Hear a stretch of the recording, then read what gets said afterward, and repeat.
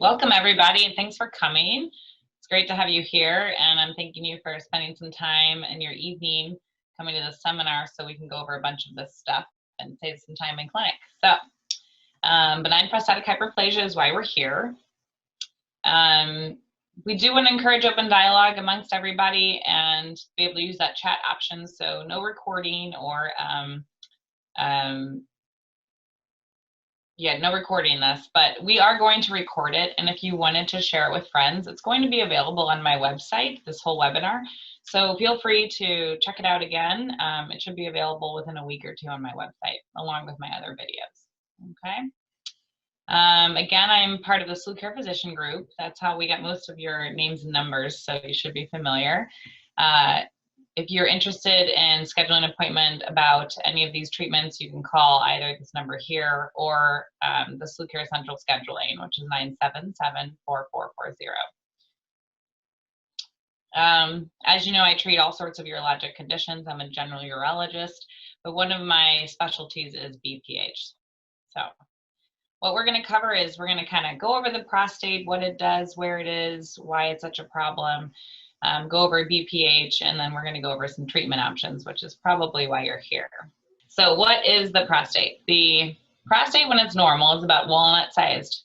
It's a gland at the base of the male bladder, as you see here. This is the bladder. It's made of muscle and then a lining called the urothelium.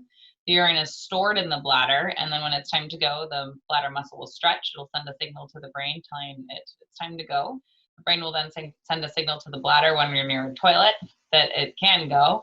The bladder will squeeze and push the urine through the prostate and the urethra.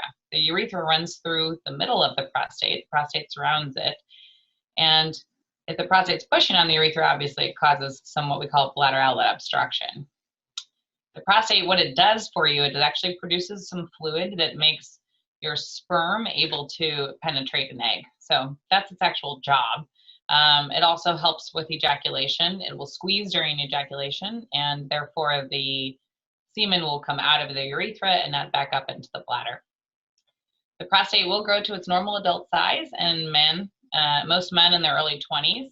However, it starts growing again during the mid-40s for most men. That's why BPH is such a problem, because it affects so many men, and it's part of just the naturally growing prostate. So what can happen to the prostate? You can get enlarged prostate, or what we call benign prostatic hyperplasia. You can get prostatitis, which is like an inflammation of the prostate, and you can get prostate cancer.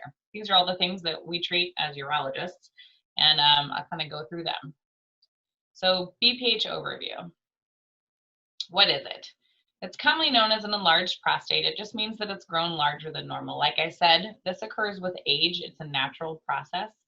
It is a benign process, meaning that it is not malignant. We'll go through that in a minute. The normal adult size is about 1.5 inches in diameter. Like I said, a walnut.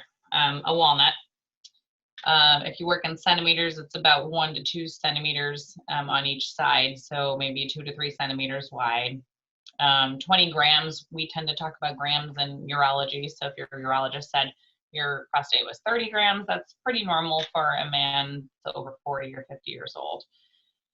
Benign prostatic hyperplasia or prostatic enlargement, it can lead to bladder outlet obstruction like I showed you before, and that can cause lower urinary tract symptoms. How is it related to prostate cancer? Like I said, it's not a malignant process. It's not prostate cancer. It does not cause prostate cancer, but prostate cancers that do have cancer is basically cells that don't stop growing and then don't die. So you can get an enlarged prostate because of prostate cancer, and therefore cancer can have similar symptoms to BPH. So that's usually why when you come in to see the urologist for BPH symptoms, we're going to recommend screening you for prostate cancer. You might have patients where they have BPH and prostate cancer, where their prostate cancer isn't really causing a lot of urinary tract symptoms, but their enlarged prostate is. Prostate-specific antigen is the PSA. That's the blood test that we use to screen patients for prostate cancer. Although PSAs can be elevated just from an enlarged prostate, they can be elevated from inflammation or infection. It can be elevated just from having an orgasm recently or any sort of anal stimulation like a colonoscopy. So BPH can cause elevated PSA levels, and so can prostate cancer. The only way we can distinguish that is by doing a biopsy, or nowadays we have MRI. So here you can see a normal prostate versus an enlarged prostate. As the prostate enlarges, it can put pressure on the urethra, as you can see here, and that can cause lower urinary tract symptoms. The prostate size doesn't necessarily correlate with the degree of obstruction or severity of symptoms. So I have lots of patients that have a normal sized prostate but come and see me because they're having lower urinary tract symptoms. I also have plenty of patients that have a very enlarged prostate on their CT scan or an ultrasound, but they don't have any urinary symptoms at all. So size doesn't necessarily matter in this game. You might have an enlarged prostate with no symptoms at all. So I do have a fair amount of patients who get a digital rectal exam from their primary care physician, and they tell them, oh, you have an enlarged prostate. They come see me because they're worried about that, but I ask them about their symptoms and they have no symptoms. So if you have no symptoms and you just have an enlarged prostate, then we're not necessarily needing to do anything about it. So what are the symptoms of BPH? There's frequent urination during the day and or during the night. We call that nocturia when it's at night. There's also the sudden urge to urinate, so we call that urgency. You might notice that you have a weak stream or poor flow of urine. After you're finished peeing or voiding, you might feel like your bladder doesn't empty all the way. You might have burning when you pee. You might have a stream that starts and stops all the time. You might have an inability to urinate, or what we call urinary retention. Some patients experience hesitancy as well. That's where you get the urge to go, you run to the bathroom, you're standing there over the toilet and nothing comes out. We call that hesitancy. Other people get what we call dribbling, which is after you pee, you dribble urine out of the urethra.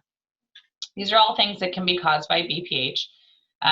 There are other causes of some of these things too, and especially an overactive bladder could be the cause of having to pee frequently or go urgently. So when you come to my office, we try to figure out how much of it might be overactive bladder versus a prostate problem. An enlarged prostate over time will obstruct the bladder so much that the bladder muscle gets thickened. And as it gets thickened, guess what? Thick muscle doesn't stretch very well. So when the bladder stretches, when the bladder is full, it sends a signal to the brain, hey, it's time to go. The brain's like, hey, wait a second, we're not near a toilet, so you need to relax, bladder. The bladder's supposed to relax. It does, but guess what? Now that that muscle is thickened from years and years of pushing that urine through that prostate, it can't stretch. So guess what? It sends a signal 2 minutes later, hey, brain, no, I gotta go. We gotta go now because there's no more room in here. And that's how BPH can affect your bladder over time, eventually causing the bladder to actually have what we call diverticuli, which are outpouchings of the bladder, or cause the bladder muscle not to work at all. So there are some patients who have no symptoms, however, they're not emptying their bladder at all, and they're losing strength of their bladder, and that's when we need to intervene, and those are the things that we need to prevent by intervening. Can BPH affect quality of life? Yes, it can. So 95% of guys say they don't want to live like this anymore. 49% say they experience sexual problems as that's associated with their lower urinary tract symptoms. 51% that it interferes with some aspect of their normal life. And then it can also affect partners' quality of life. Who gets it? It's the most common for men over 50 years old. So for instance, 50% of men by age 60 will have the problem. 90% of men by age 85 will have the problem. In 2010, as many as 14 million men in the US had lower urinary tract symptoms. What are the risk factors? What can you do to try to reduce your risk for this? Well, if you're obese, you can lose some weight. Higher body mass index actually does cause, we see a little bit of this BPH problem, and it may increase your risk. Lack of exercise also increases the risk. But really the main risk is just aging, and there does seem to be a genetic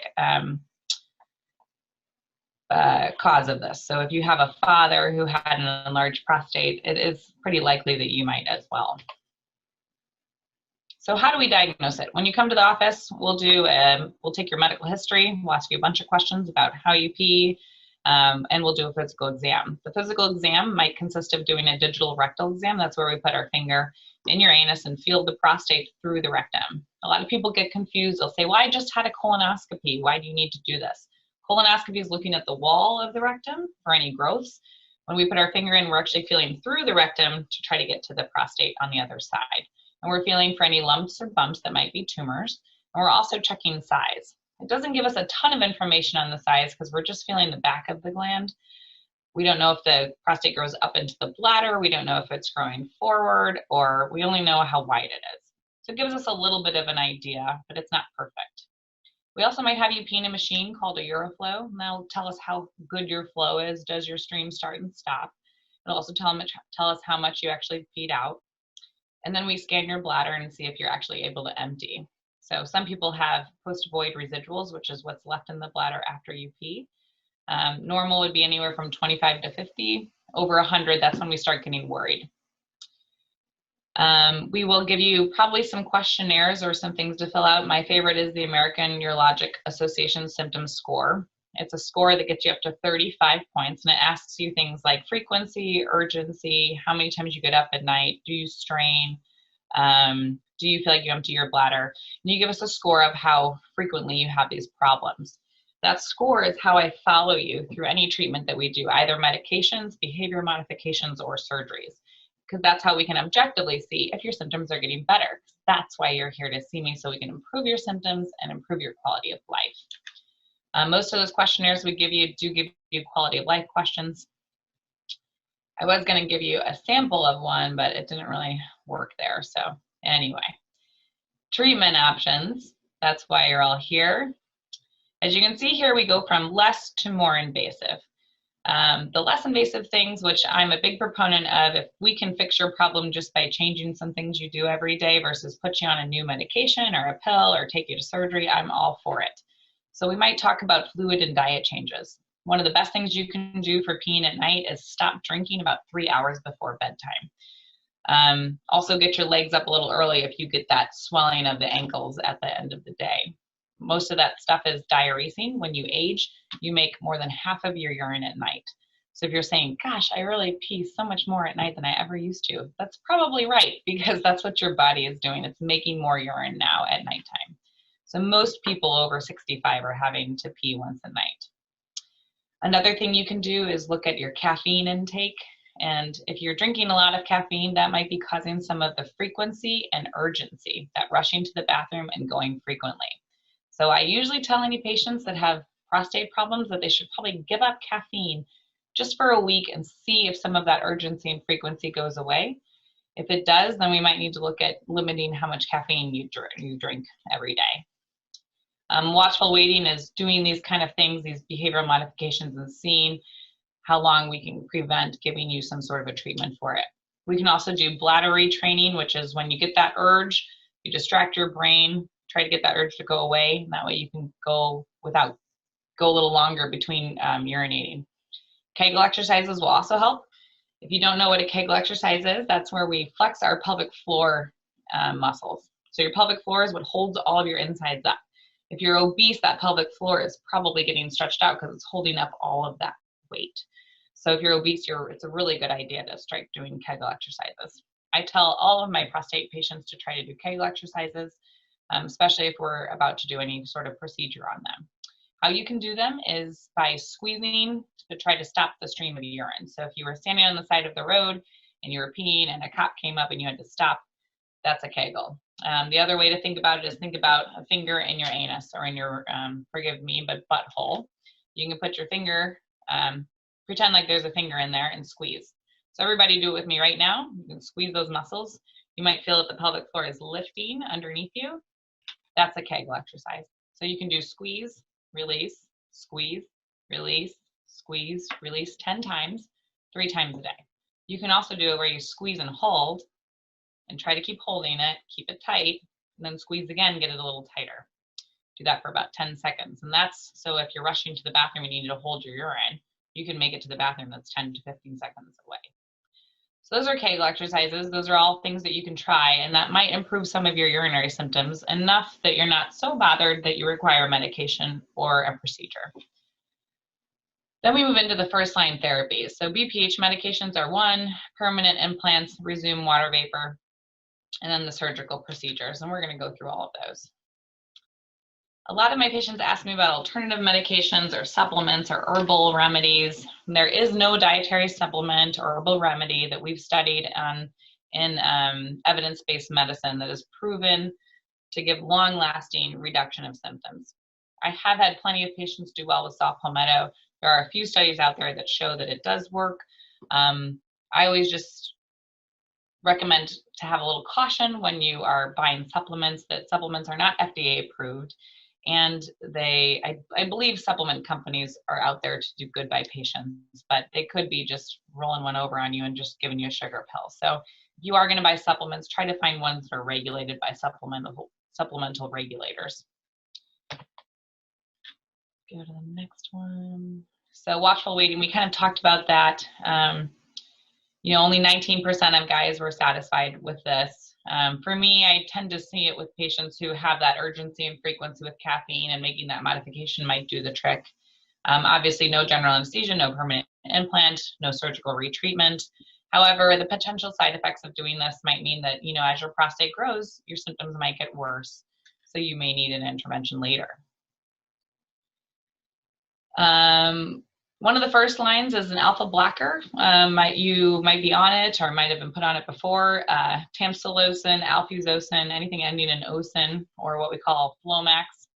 What it does, it helps relax that bladder neck, that bottom part of the bladder, and the prostate. It relaxes those smooth muscle cells so that the prostate opens up, and therefore the urethra opens up, and you can have your urine flow more freely. This says 71% of patients stop taking their medication within a year. I'm not sure that I see that. Most patients are pretty happy on it. However, it does have side effects. You might have a drop in blood pressure, dizziness and or fainting, fatigue. We usually tell you to take it at night because it does make you a little sleepy sometimes. It might have interactions with other drugs or medications, which there aren't that many that it actually interacts with.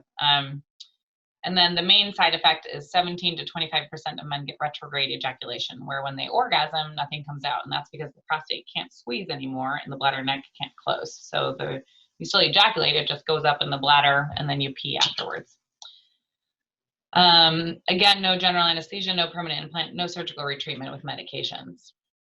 The other medication is a 5-alpha reductase inhibitor. This is finasteride, dutasteride, or Proscar, or what's the other brand name? Proscar or Abidart. So you might have been on these. They actually stop the symptoms by shrinking the prostate. It shrinks the prostate by a third.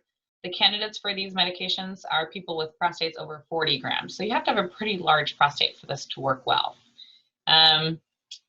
What it does is it stops the production of dihydrotestosterone, which is a male sex hormone. And therefore, you might notice that when you take it, you get a lowered sexual drive or difficulty getting erections. It does lower the PSA level to 50%. So usually if you've been on it for 6 months, we need to, when you get your PSA test, multiply it by 2 to get the actual level when we're looking at screening you for prostate cancer. Most people tolerate this medication well. One of the biggest problems with it is it takes 3 to 6 months to work. So you're not going to take it and notice the difference right away. It's going to take time. We have shown studies that using the alpha blocker and the 5-alpha reductase inhibitor, that'll take that AUA symptom score, which can be as high as 35 for severe patients, and bring it down about 9 points. So if your symptom severity is very high, this isn't really going to do much for you. It's going to get you down to 26 points, which is still pretty bad. If you have a symptom score of 12 and it brings you down 9 points, then that's pretty good, because you're walking around, you might have one time during the day when you pee frequently and one time when you rush to the bathroom. So it does depend on your symptom severity on whether or not we're going to start you on these pills. The next first-line treatment is RezümWater therapy. What is it? It's a non-surgical outpatient therapy. It uses the natural energy stored in water vapor to shrink excess prostate tissue. We don't require general anesthesia for this. If you're scared about having something go up the urethra, we can give you a Valium, which makes you kind of drunk like you don't care. We can also give you a narcotic. There is no permanent implant for this, and there's a 4.4% surgical retreatment in 5 years. So we do have studies out there that show that however you are peeing at 90 days usually lasts 5 years, which is pretty good. The potential side effects are obviously some pain or discomfort after the treatment. That can last up to 30 to 90 days. So the first month to 3 months while your prostate is reabsorbing that tissue, you do have some discomfort or some urgency frequency. You might see some blood in the urine or blood in the semen, and that's just a side effect of the procedure. Usually that goes away within a week or two. So here is a picture of the prostate before and the prostate after. As you can see, the urethra is wide open there. I'm going to play a little video, and it'll hopefully you can hear it. Rezum uses the natural energy stored in water vapor or steam. Clinical studies support that Rezum relieves BPH symptoms safely and effectively, eliminating the need for BPH medications, while also preserving sexual function. During each 9-second treatment, sterile water vapor is released throughout the targeted prostate tissue. When the steam contacts the tissue and turns back into water, all the stored energy is released, causing the cells to die. Over time, your body's natural healing response absorbs the dead cells, shrinking the prostate. With the extra tissue removed, the urethra opens, reducing BPH symptoms. Most patients begin to experience symptom relief as soon as 2 weeks, and maximum benefit may occur within 3 months. There you go. And yes, you can go to RezümWater.com and see more patient testimonials, such as this guy, and watch that video again if you want. 97% of patients will refer their friends to getting Rezum, and I will say most of my patients say that as well. I'm going to go ahead and fast forward because this is a 3-minute video. Like I said, you can go watch it yourself, but we'll start here where he starts talking about the actual.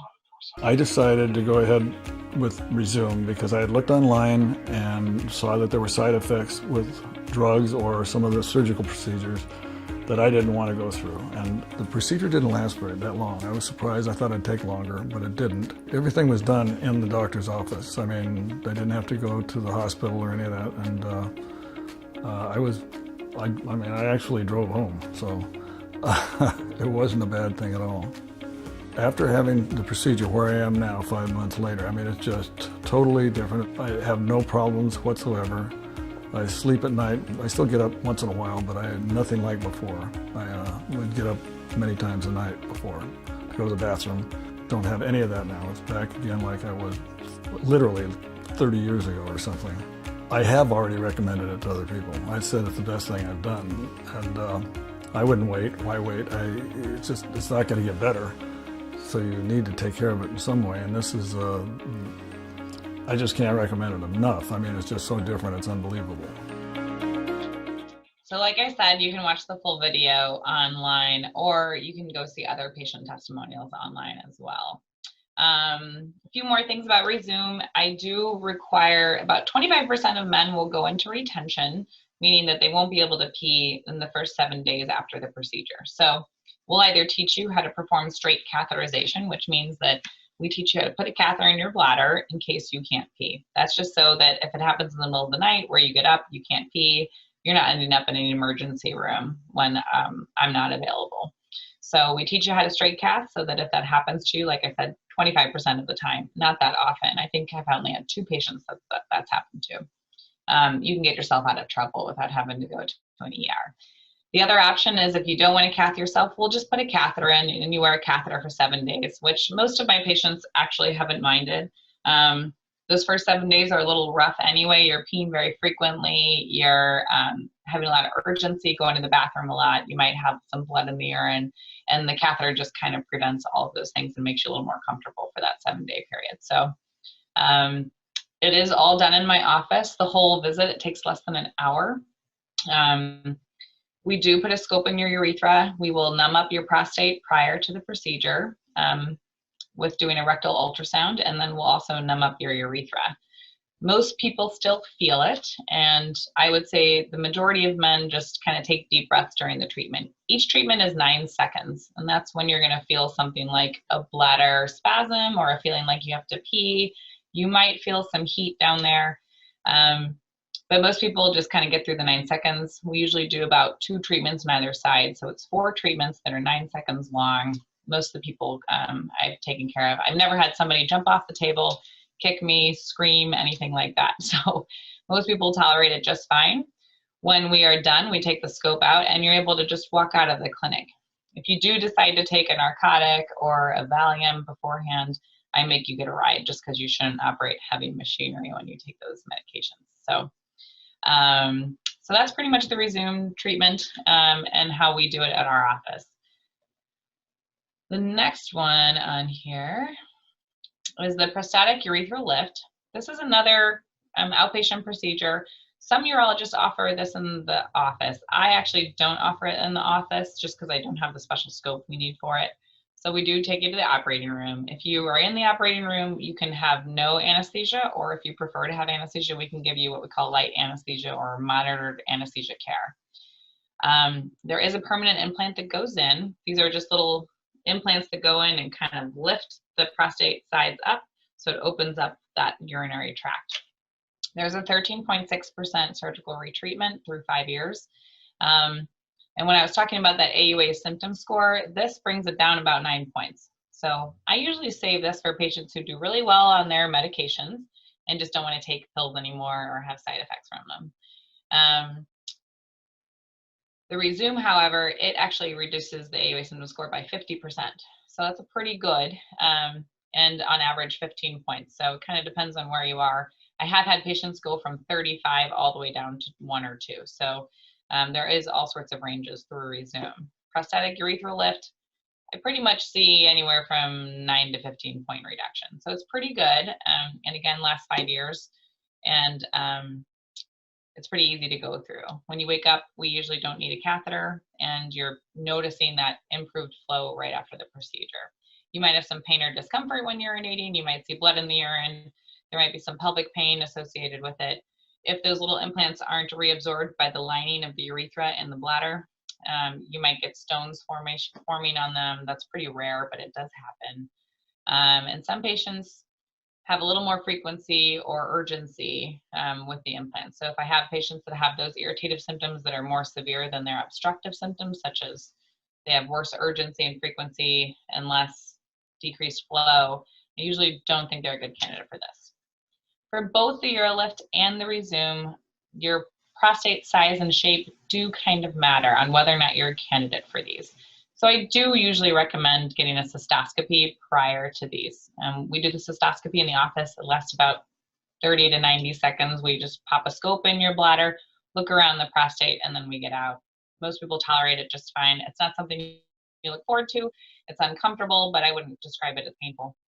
But that way we know you're a good candidate, and I know this treatment's going to be good for you. If you have a really enlarged prostate where the prostate is growing up into the bladder, these don't work as well. Obviously, we can try them, see how you do, but I would probably recommend more the next 2 procedures. So GreenLight laser therapy and the transurethral resection of the prostate, I describe them as modalities where we're going in and we're removing prostate. One we're using a laser, one we're using a little knife. So I kind of say it's kind of like cutting bread. One time you're using a bread knife, another time you're using a steak knife. They're both serrated, but you know, it's kind of user's preference. The biggest advantage of GreenLight is that we can do it for patients that are on blood thinners. And there is some evidence out there that there's less bleeding with it. A lot of that evidence is based on the urologist. So there is studies out there that show that if a urologist does a lot of resections, there's less bleeding, and the same kind of bleeding with GreenLight. It is surgical outpatient procedure, so you come in that day, you can go home that day. If you don't want to go home that day, we can keep you overnight with a catheter. Everybody goes home with a catheter for 1 night. You do get general anesthesia for this. There's no permanent implant, and there's a 4.8% surgical retreatment through 5 years. Most GreenLights, I think, last 10 years. If they don't last as long, that's probably because we're not removing all of the tissue of the prostate and some grows back. There is some pain or discomfort when urinating post-operatively. You might have burning in the urine. You might have blood in the urine. You might not be able to pee right away. And with any of these, we could introduce a urinary tract infection, and you might experience some urgency and frequency afterwards. Most of my patients after the GreenLight, they get those scores way down below 10. So it does do a good job. There is a possibility of having what we call retrograde ejaculation. That's where you don't ejaculate when you orgasm, it just goes up into the bladder. I do think there's a little bit of an art to it, and most of my patients still ejaculate. They might just ejaculate a little less. And then here's a little video about the GreenLight laser. I'm just going to pop through. Here's what the laser looks like. It's a side-firing laser. As you can see, here's your bladder. There's the prostate. We have you in this position when we have you sleeping for the operating room. We put the cystoscope in, as you can see here, and then that laser fiber goes through the cystoscope, and then we start taking down the prostate tissue with vaporization. So here you can see the laser, it just vaporizes the tissue, much like this, and we just keep working. If anything, I don't like this procedure because it's kind of boring for me, but it's good for my patients who, like I said, are on blood thinners or have smaller prostates, and who want to go home same day of the procedure. As you can see here, they've removed a lot of the tissue. There is still some tissue left, but now you've got this nice open urethra. We do destroy the prostatic urethral urothelium, like the lining, and you will have to heal that on your own. So that's where that burning comes into play. So that is that. Transurethral resection of the prostate is very similar to that video I just showed you, except for we're taking a hot wire and we're cauterizing and removing tissue. With the GreenLight, we're vaporizing tissue, so we won't have any pathologic sample. So if you have an elevated PSA, I usually recommend that we do the resection of the prostate because I can get prostate tissue and see if there's any cancer in it. We do tend to find cancer in 10% of patients who have the TURP. You get general anesthesia. There's no permanent implant. 5.8% surgical retreatment through 5 years, though most people, the TURP lasts 10 years. It is our gold standard, meaning that every other treatment has tried to measure up to it, and the GreenLight has come close. The main problems with it is you do stay in the hospital overnight. I actually do let people go home same day, but we have to do your first case and you spend most of the day in the recovery room. Most patients want to stay overnight. We take the catheter out and you pee in the morning. You might see blood in the urine. Of course, you might get an infection from the surgery. You might not be able to pee that day afterwards and you might need to go home with the catheter. And then the biggest side effect that people want to avoid is retrograde ejaculation, which is, again, when you orgasm, you don't ejaculate. With UroLift and Rezum, people who want to preserve ejaculation, only 5% of guys have problem with ejaculation after UroLift or Rezum. With the TURP and the GreenLight, we usually see probably 25 to 50% of guys with ejaculatory problems. So it also kind of depends on how the urologist does it. Most of mine still ejaculate afterwards. It's just a little less than what they did before. The most invasive is the prostatectomy. It's a simple prostatectomy. So if you talk to your friends who've had prostate cancer and they've had their prostate removed, we're removing the whole prostate, capsule and everything, and re-sewing the bladder to the urethra. That's not what we're doing when you have BPH. When you have BPH, we cut you open. We actually open the bladder and open the capsule, and we scoop the entire prostate out from the capsule and remove it. We don't do this as much anymore because there's a new laser treatment out there right now called laser enucleation of the prostate, and we kind of do it from the inside. I save this for people with very, very large prostates, where most of these procedures aren't even going to take care of, a third of the tissue. So people with 200-gram prostates or more, we're going and doing this because this is the fastest, easiest way to get them peeing well.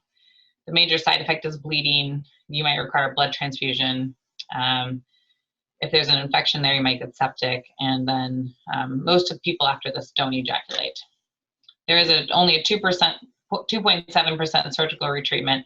So once we remove the prostate, if it's all out, there's nothing to regrow, you're probably not going to need another procedure. So, insurance coverage. Rezum and the newer ones take time to get insurance coverage. Lately, we haven't had many problems getting it covered by most insurance companies. Medicare covers it. I know that Blue Cross Blue Shield cover it, but it's up to the patient to contact their insurance provider. My office will do that for you to see if you're covered. We do know that a couple of the ones that don't cover it. But people are most of these insurance companies are coming on board because it is a recommended treatment by the American Urologic Association. So in summary, We've gone over the prostate, what it does, why it works, how it gets enlarged. We know that enlarged prostate means benign prostatic hyperplasia. We have these different treatment options, and we've gone through all of those. So what's the next step? If you think you're one of these people who has these bothersome symptoms or you're not tolerating your medication, we can talk about doing these minimally invasive therapies such as Rezum or Urelift, or moving on to something a little more permanent, such as the GreenLight or the TURP. So you can come in and see me. We can talk about what treatment's best for you. Here are the references for this talk, and then here's a little bit of caveat saying that, you know, Rezum, again, they've only studied it in patients with from 30 to 80 gram prostate. So if your prostate's very large, I might say, hey, if you want Rezum, we can try it, but you might require 2 treatments, you know, a year apart. So we can kind of see where we've gotten it to go back. If you get regrowth, we can treat those spots. That's kind of why I like Rezum. I do tell my patients that like this, because BPH is such a big problem, there are lots of companies out there trying to make money. So that's why you see all those commercials and those ads in the newspaper. That's why these companies come up with these new and improved, easy and convenient ways for you to treat this. Some of these are going to fall by the wayside and they're not going to last.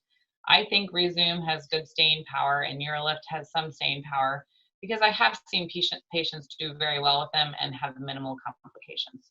So that's why I offer it to my patients, because I do want you guys to have a more convenient, easy way to get rid of this lifestyle problem in your life. So I hope you learned something, and let's open it up to questions. Did we get any chat questions, Julie?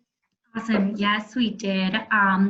So we know we talked about kind of the average age for BPH. We have a question here. Can it happen as early as age 40?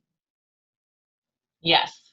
I have had some patients in their 30s actually have this problem. So usually the younger you are, I do require scope because younger people have other problems that cause these. If we scope you and you've got a prostate that's encroaching on the urethra, then we can do these procedures.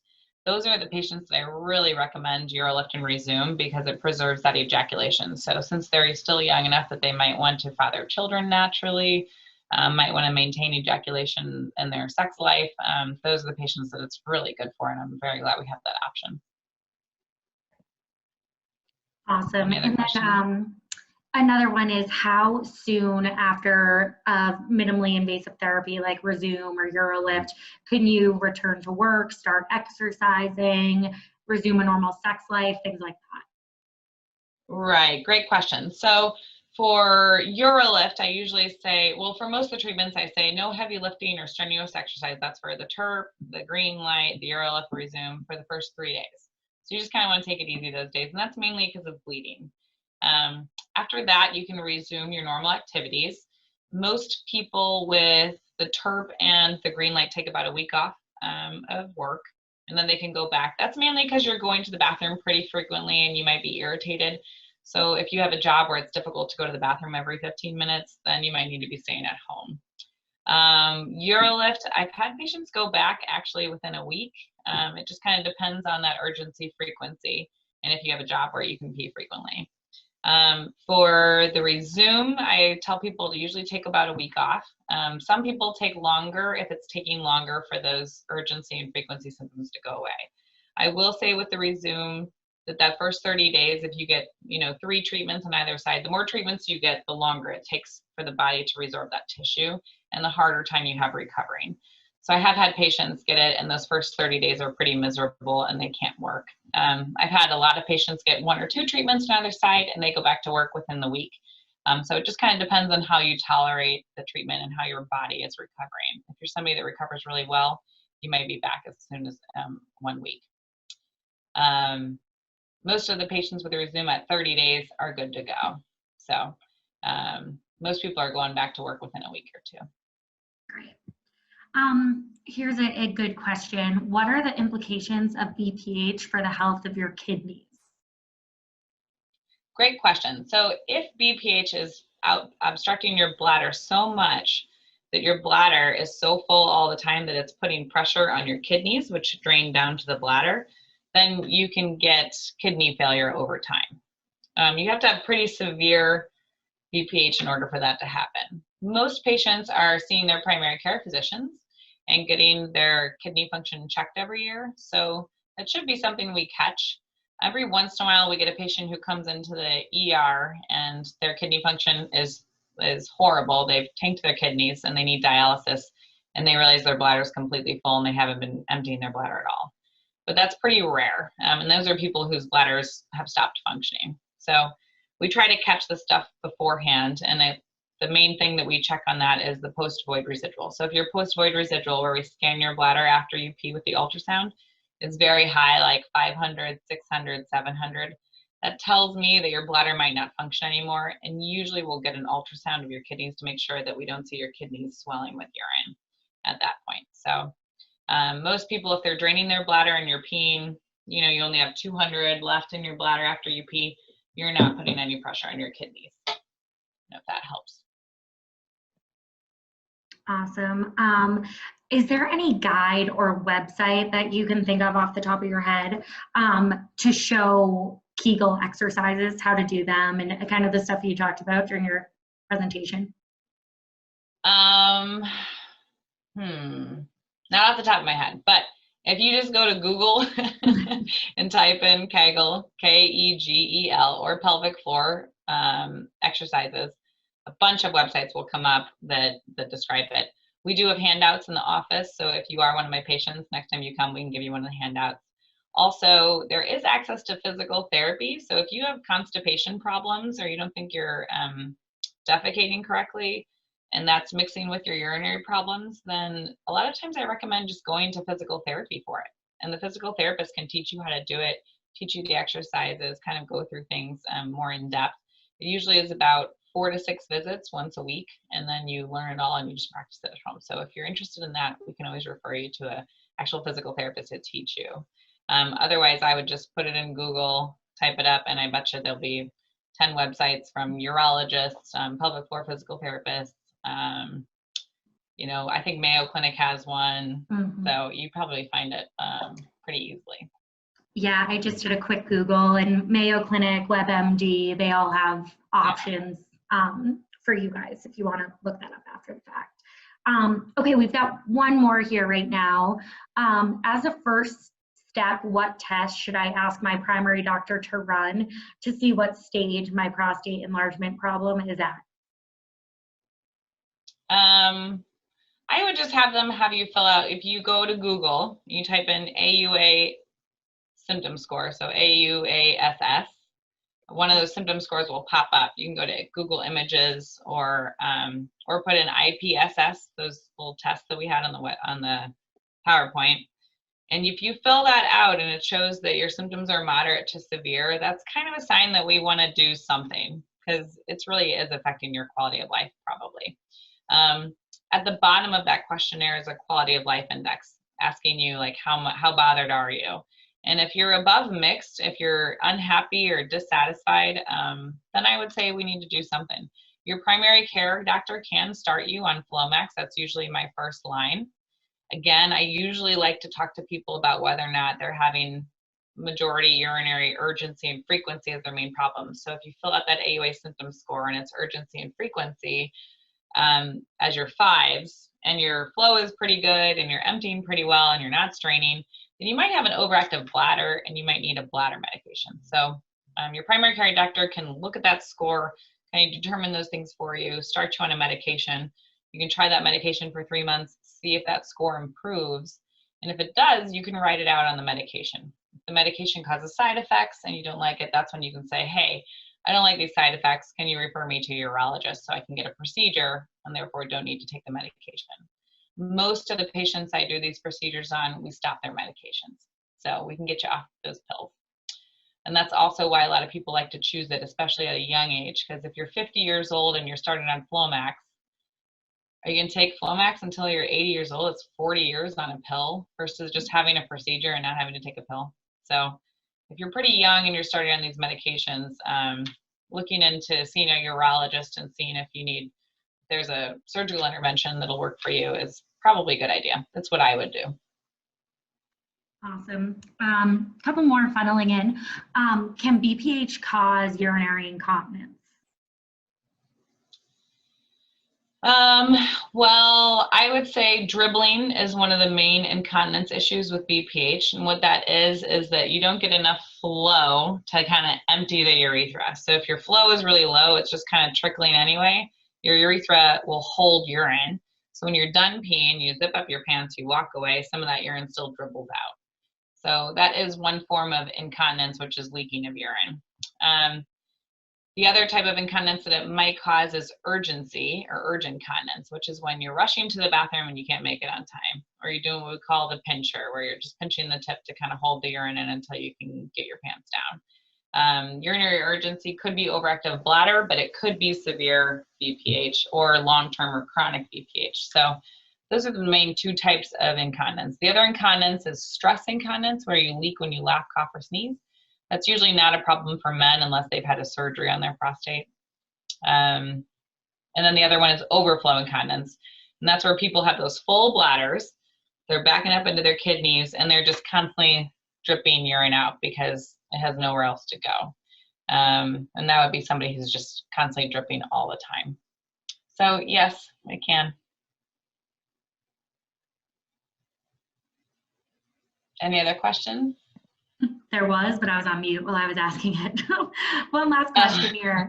Okay, so for prostate cancer, similarly to BPH, what kind of tests should your PCP run for kind of first line defense against prostate cancer?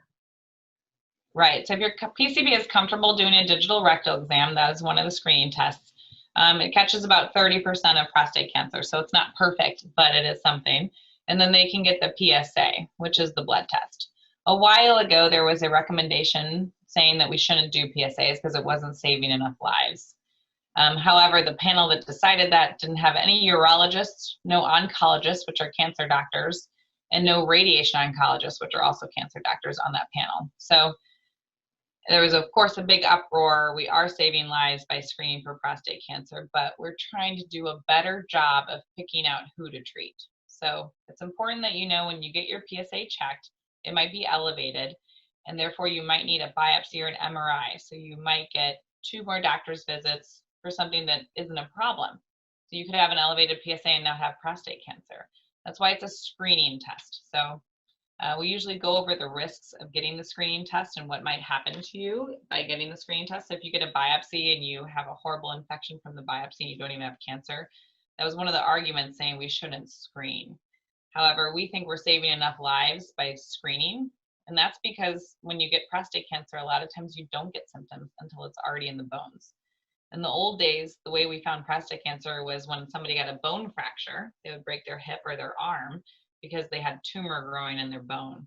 And it's too late to treat the prostate cancer at that point. So by checking PSA levels, we're catching prostate cancers a lot earlier.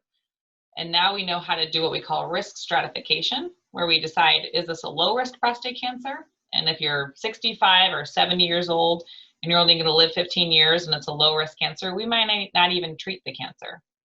If you have a high risk prostate cancer and you're 60 years old and you're going to live 20 to 25 years, then we better treat that cancer because it is going to make a difference in your life. So I highly recommend getting PSAs. The best way to watch PSA is to have a baseline and then get it either once a year or once every 3 years. If you have a family history of prostate cancer, you should be getting it once a year.